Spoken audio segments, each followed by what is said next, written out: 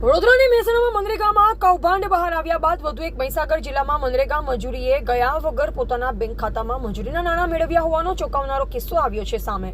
આ વર્ષે ખાનપુર તાલુકાના પાંડેરવાડા ગામે જૂના સ્મશાન પાસે ચેકડેમ ઊંડા કરવાની મનરેગા અંતર્ગત કામગીરી કરવામાં આવી છે, જેમાં પાંડેરવાડા ગામના કરિયાણા વેપારી અને પૂર્વ સરપંચ, પૂર્વ તાલુકા પંચાયત સભ્ય અનિલ મોદીના ખાતામાં રૂપિયા 22,000 જેટલી મજૂરીના નાણાં જમા થતા મનરેગા જોબકાર્ડમાં વ્યાપક કૌભાંડ હોવાની આશંકાએ તપાસની માંગ ઉઠી છે।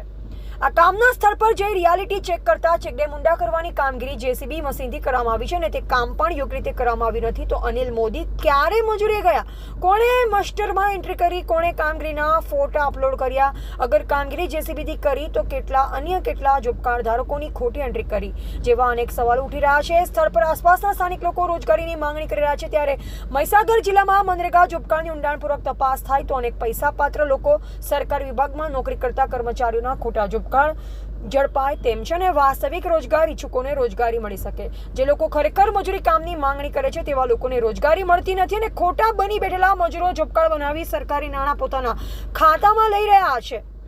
ત્યારે મહીસાગર જિલ્લામાં પણ અન્ય જિલ્લાની જેમ મનરેગા કૌભાંડ પગપેસારો કરી વાસ્તવિક રોજગારી આપવામાં ઊંડું ઉતરી રહ્યું છે। રિપોર્ટર સંજય જયસ્વાલ, સંતરામ।